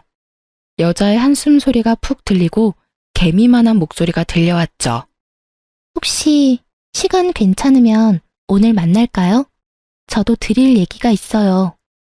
저는 남편과의 결혼 생활에서 좋은 때가 없었어요. 그래서 그만큼 이혼이 간절했고 그 이유를 찾고 있었는지 몰라요. 아이 때문에 억지로 참고 있으니 그걸로도 감당하지 못할 엄청난 이유를 기다리고 있었나 봐요. 그래서 그런지 그 여자의 등장이 오히려 반가웠어요. 그 다음날 그 여자의 집 근처 커피숍으로 갔죠. 둘러보니 어떤 여자가 3살 정도 된 여자아이와 함께 앉아 있더라고요. 딱 저 여자란 생각이 들더군요. 한눈에 봐도 아이는 남편놈 얼굴과 아주 비슷하더라고요. 시모가 한 말이랑 여태까지의 정황들이 하나의 퍼즐로 맞춰진 거죠. 그 인간이랑은 5년 전에 만나서 2년 전까지 같이 살았어요. 혼인신고는 안 했지만 부부나 다름없이 살았죠 뭐. 요즘은 무슨 대출 때문에 혼인신고를 미뤄야 된다나? 그딴 소리 할 때부터 알아봤어야 되는데. 지금 생각하면 제가 친정도 없고 조건이 별로라서 결혼하기 싫어했구나 싶어요. 작년 초면 내가 그 인간이랑 만나기 시작했을 땐데? 그럼 그때까지 같이 살았단 말이에요? 아이 낳고부터는 짜증내고 화내는 날이 늘더니 어느 순간부터 안 들어오더라고요. 솔직히 그 인간이 집을 나가니까 얼마나 평화로워지던지 찾을 생각도 안 났어요. 엄청 폭력적이거든요. 맨날 물건 때려 부수고 나중엔 저한테 손찌검까지 하려고 하더라고요. 그래서 차라리 잘 됐다 싶어서 저도 이사해버리고 혼자 아기 키우면서 살았네요. 근데 어떻게 지금 다시 연락하고 사는 건데요? 그렇게 학을 띄웠다면서요. 말 앞뒤가 안 맞지 않아요? 그쪽은 친정도 있고 잘 사는 것 같은데 저는 혼자 일하면서 애를 키웠거든요. 너무너무 힘들었어요. 이제 애가 3살 정도 되니까 말도 잘하고 아빠는 어딨냐고 물어보기도 하더라고요. 근데 마침 6개월 전부터 그 인간이 제 전화를 어떻게 알고 연락을 했더라고요. 우리 둘 다 아는 친구한테 알아냈는지 만났는데 애랑도 잘 놀아주고 마음을 잡은 것처럼 보이길래 전 나름대로 다시 받아줄까 그랬었네요. 바보같이 결혼해서 애까지 있는 것도 모르고. 이거 완전 사기꾼의 개쓰레기 같은 인간이네. 나 속은 것도 열불나서 미치겠는데 그쪽 보니까 더 화가 나네요. 그 인간한테 찾아가서 죽도록 패도 모자랄 판에 왜 이렇게 축 처져 있어요? 이러니까 또 당하는 거 아니에요. 뭐에 홀려서 이딴 쓰레기 같은 인간이랑 결혼을 했는지 밀려오는 자괴감에 며칠 동안 잠을 못 이룰 정도였어요. 인사팀에서 오래 일하면서 사람 보는 눈은 제대로라고 자만했던 제 자신이 얼마나 한심하던져. 이 열불나는 상황을 털어놓을 친구도 없고 부모님한테도 못하겠고 혼자 끙끙 앓으면서 어떻게 해결을 해야 하는지 골머리를 앓았죠. 마음을 다잡고 드디어 남편한테 입을 열었어요. 최선미라는 여자 알아? 누구? 몰라. 그게 누군데? 진짜 몰라? 다 알고 있으니까 모르는 척 하지 마. 아이씨, 다 알면서 그럼 뭘 물어. 그래서 어쩌라고? 걔는 예전에 이미 헤어진 애야. 내가 걔랑 뭘 했다고? 난 결백해. 나랑 결혼하고 나서도 만나고 연락한 걸 지금 따지는 것 같아? 사실혼도 결혼이나 마찬가지야. 애까지 있으면서 총각 행세하면서 나랑 결혼한 건 사기 결혼이야. 알아? 순간 남편의 눈빛이 섬찟하게 번뜩이더니 저를 무섭게 쏘아보더라고요. 그러고는 소리를 지르며 손에 잡히는 대로 물건을 집어던지기 시작했어요. 아기가 옆에 있는데도 아랑곳하지 않고 난동을 부리다가 결국 아기 쪽으로 리모컨을 던져서 아기 발에 맞았죠. 저는 얼른 아기에게 달려가서 아기를 감싸 안았어요. 당신 미쳤어? 이게 무슨 짓이야? 여기 당신 애 누워있는 거 안 보여? 내가 열받았는데 그런 게 눈에 들어오냐? 그니까 왜 열받게 하냐고. 사기 결혼 좋아하네. 증거 있어? 증거 있냐고. 늙어서 결혼 못하는 거 구제해주니까 좋다고 결혼한 게 누군데 이제 와서 사기 결혼이래? 뚫린 입이라고 말이면 다야? 넌 진짜 구제불능 쓰레기구나. 나 속인 거, 그 여자 속인 거 처절하게 벌받게 해줄 거야. 저는 이미 남편 놈한테 말하기 전에 변호사 사무실과 상담을 끝내놓은 상태였어요. 철저하게 변호사의 조언대로 움직인 거고요. 저는 다음 날로 아기와 함께 친정으로 들어갔어요. 그리고 변호사를 통해 이혼 소송을 시작했죠. 저는 남편 직장하고 시댁에도 이혼 소장을 다 보내놨어요. 혹시나 못 받았다고 또 질질 끌까 봐요. 소장을 받은 시모가 불이 나게 전화가 왔더군요. 너 뭘 보낸 거니? 이혼? 아니 갓난아기가 있는데 무슨 이혼이야? 부부간에 싸웠으면 잘 풀어볼 생각을 해야지 이게 뭔 짓이니? 네가 집안에 들어온 뒤로 도대체 조용한 날이 없어. 왜 이렇게 분란을 만들어? 어머니 손녀 있죠? 그쵸? 어머니도 다 알고 있죠? 뭐? 그게 뭔 말이야? 난 전혀 모르는 일인데? 그쪽 아들이 딱 잡았대라고 했나 보죠? 그래도 소용없어요. 애까지 있는 인간이 총각이라고 속이고 결혼을 했는데 그걸 다 알면서도 동조한 거잖아요. 그런데도 지금 나한테 전화해서 큰 소리를 칠 수 있어요? 그쪽도 사기 동조죄로 같이 잡혀 들어가 봐야 정신 차릴 것 같은데. 뭐? 사기죄? 아유, 난 몰라. 난 절대 모르는 일이야. 쓸데없는 소리 하려면 끊어라. 시모는 상황이 심각하게 돌아가는 걸 느꼈는지 서둘러 전화를 끊어버리더라고요. 그렇게 소리를 질러대다가 고소한다니까 바로 꼬리 내리는 게 얼마나 한심한지요. 저딴 여자 때문에 그동안 스트레스 받고 울던 날을 생각하니 진짜 제 등짝을 마구 때려버리고 싶었어요. 변호사와 함께 소송에 들어갔고 승소는 당연한 거고 저는 어떻게든 이 인간 감옥에 넣고 싶더라고요. 근데 혼인 무효도 안 되고 감옥 쳐넣는 것도 좀 힘들다고. 그래서 어떻게든 위자료를 많이 받는 걸 목표로 했죠. 전 그 여자한테 연락했어요.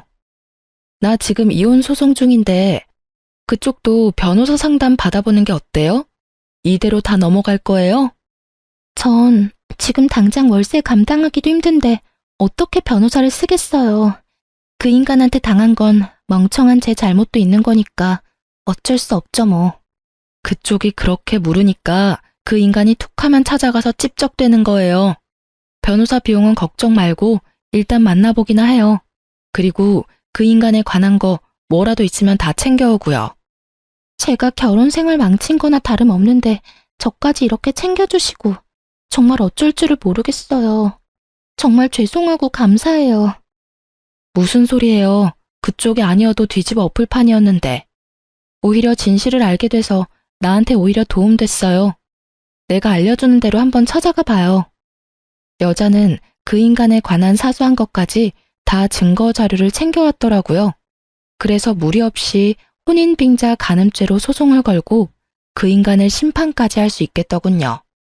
얼마 후 저뿐만 아니고 그 여자한테도 소장을 받은 남편놈이 심각성을 느꼈는지 애타게 전화를 해대더라고요. 여보, 왜 이렇게 연락이 안 돼? 내가 오늘 수십 통을 걸었어. 여보, 제발 우리 한 번만 만나서 얘기 좀 해. 우리 아들도 너무 보고 싶어서 내가 맨날 눈물이 나. 난 이렇게 당신이랑 못 헤어져. 제발 한 번만 만나줘. 그래, 알았어. 나도 일단 할 얘기는 있으니 집 앞에 공원 있지? 거기 사람도 없고 조용하니 거기서 만나. 뭐 좋은 사이라고 커피 마시며 호호하하 하고 싶지도 않으니까. 응, 알았어, 여보. 꼭 나와줘야 돼. 내가 일찍 가서 기다리고 있을게. 공원 가보니 덥수룩한 수염에 초췌한 얼굴의 남편이 저를 보며 어색한 미소를 짓고 있더군요. 지 나름대로는 힘들다는 걸 어필하려고 그런 차림으로 온 것 같은데 그 꼴을 보니 차라리 모르는 사람이라고 하고 싶었어요. 무슨 늙은 할아버지 같고 내가 저런 못난 인간이랑 이불을 덮고 살았구나 싶어 현타가 오더군요. 남편은 저를 보자마자 제 앞에 무릎을 꿇더라고요. 여보, 내가 진짜 죽을 죄를 지었어. 그 여자 일은 내가 설명할 수 있어. 전 회사 다닐 때 잠깐 만난 경리애인데 나를 얼마나 귀찮게 따라다녔는지 몰라. 하도 따라다녀서 어쩔 수 없이 좀 만났는데 덜컥 임신을 해버린 거야. 난 진짜 발 뒤꿈치에 때만큼도 걔 사랑하지 않아. 내가 진짜 사랑을 느낀 건 오직 당신이라고. 그렇게 말하면 내가 오, 그랬구나. 그러고 감동할 줄 알았어? 나도 그렇게 함부로 대했는데 그 어린애한텐 오죽했겠니? 안 봐도 비디오다. 당신은 걔 안 만나봐서 몰라. 걔 완전 발랑까진 날라리라고. 내가 당한 거라니까. 임신했다고 결혼하자는데 난 그렇게 어리고 가진 거라곤 쥐뿔도 없는 애랑 결혼하기가 죽기보다 싫었어. 난 당신처럼 성숙하고 멋진 여자를 원했다고. 그게 진짜야? 그 여자가 정말 그렇다고? 그렇다니까. 애가 얼마나 야갔는데.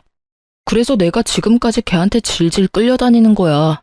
결혼해서도 내 과거 당신한테 폭로하겠다고 협박하면서 자꾸 만나자고 해서 어쩔 수가 없었어, 여보. 난 진짜 결백해. 내 말을 믿어야 돼. 우리 아기도 있는데 이렇게 헤어질 수는 없잖아. 앞으로 아빠 없이 자라게 할 거야? 이미 아빠 없이 자라는 다른 불쌍한 애는 어쩔 건데? 걘 내 자식이 아니야. 내가 낳는 걸 원한 것도 아니고 내가 키운 적도 없어. 내 자식은 오로지 우리 민우뿐이라고. 야, 이 쓰레기 같은 인간아. 나무 뒤에서 듣고 있던 여자가 참다 못해 뛰어나왔죠. 남편 놈을 마구 때리고 발로 차기 시작하더라고요. 그 여자가 있을 거라곤 상상도 못한 남편이 얼이 빠진 얼굴로 가만히 맞고 있었어요. 네가 아무리 인간 쓰레기의 사기꾼이어도 그래도 우리 딸한테는 진심일 거라고 생각했어. 나한텐 진짜 치 떨리게 싫은 인간이지만 그래도 내 딸한텐 아빠니까, 핏줄이니까. 근데 뭐? 네 자식이라고 생각해 본 적이 없어? 아니, 네가 어떻게 여길... 둘이 이미 만났던 거야? 그럼 내가 아무것도 안 알아보고 너한테 이혼 소송 걸었겠니? 내가 너랑 결혼한 건 진짜 인생 최대로 멍청한 짓이었지만 내가 너보다 학벌도 좋고 대기업 다니는데 너보다 바보일까? 여기 올 때까지만 해도 너한테 실마리 같은 기대를 가졌던 내가 등신이다. 어떻게든 너 벌받게 할 거야. 지금까지 동영상으로 잘 찍어놨죠? 고마워. 이 동영상 덕분에 혼인 빙자죄는 확실해졌네. 이제 네 인생 나락갈 준비하고 있어. 저는 남편 놈을 비웃어주고는 여자와 함께 공원을 빠져나왔어요. 남편이 뒤에서 악을 쓰며 별의별 욕을 다 쏟아내더군요. 여자가 흠칫 놀라며 무서워하길래 등을 다독여주며 얼른 나와 제 차를 몰고 지긋지긋한 그놈과 멀어졌죠. 거의 5개월 동안 지긋지긋한 소송이 이어졌어요. 소송에서 질 것은 확실해서 그런지 남편 놈은 저한테 전화하고 친정 부모님한테도 전화하면서 온갖 회유에 협박까지 늘어놓았죠. 변호사를 통해서 소송에 불리할 수 있다고 따끔하게 말을 전했더니 그제야 조용해지더라고요. 신혼집도 어차피 제 돈과 친정 부모님 돈으로 마련했고 명의도 제 거라서 그 인간과 해결 볼 것도 없었죠. 집 마련할 땐 내가 집도 해가는구나 싶어 처량하고 속상한 마음도 있었는데 인생 만사 세옹지마라고 오히려 빠르게 처리할 수 있었으니 다행이었죠. 그 인간 짐 다 빼서 쓰레기장에 다 버렸고요. 그 집에 한시도 있기 싫어서 전세 빼버리고 아기 데리고 친정으로 들어갔답니다. 얼마 후 이혼 소송에서 이겼다는 소식을 받았죠. 친권과 양육권은 당연히 제가 가져왔고요. 위자료도 3천만 원 판결 받았네요. 마음 같았어서는 5천만 원은 받아야 한다고 생각했는데 변호사님은 그 정도면 판결이 잘 나온 거라고 위로를 해주셨죠. 여자도 혼인 빙자죄로 위자료 1,000만 원을 받게 되었다고 하더라고요.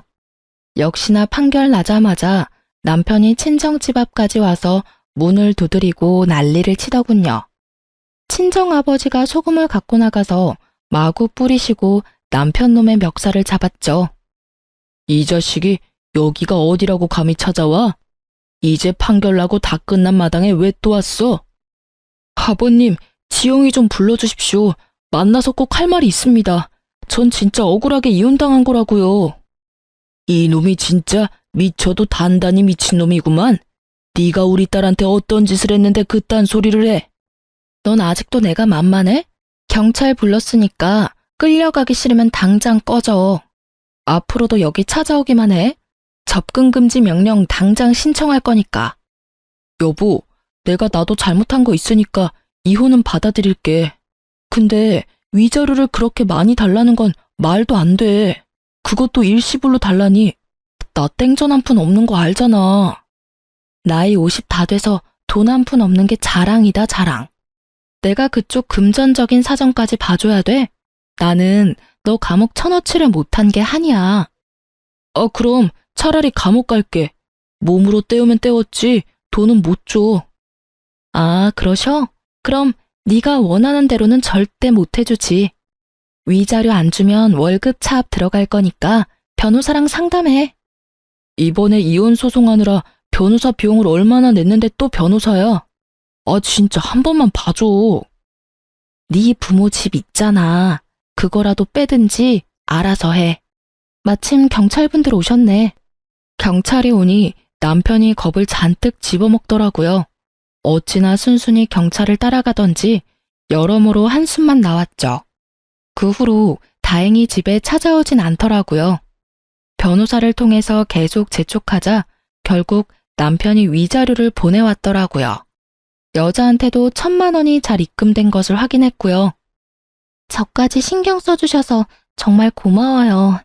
그 인간한테 이렇게 큰 돈을 받아낼 줄은 몰랐어요.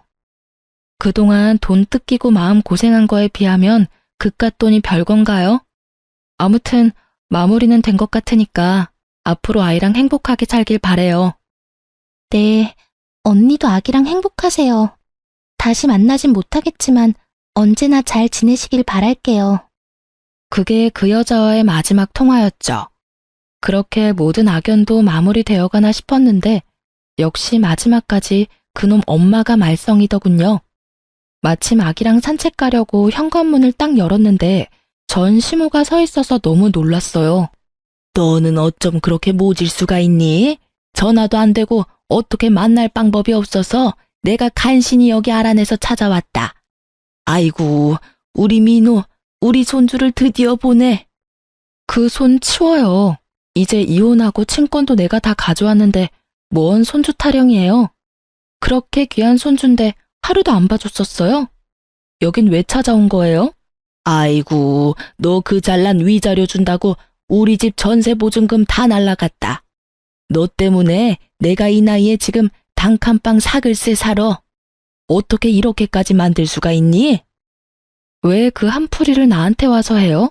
잘난 아들한테 해결하라고 해야지. 뭐 어쩌라고요? 네가 사정 좀 봐줘.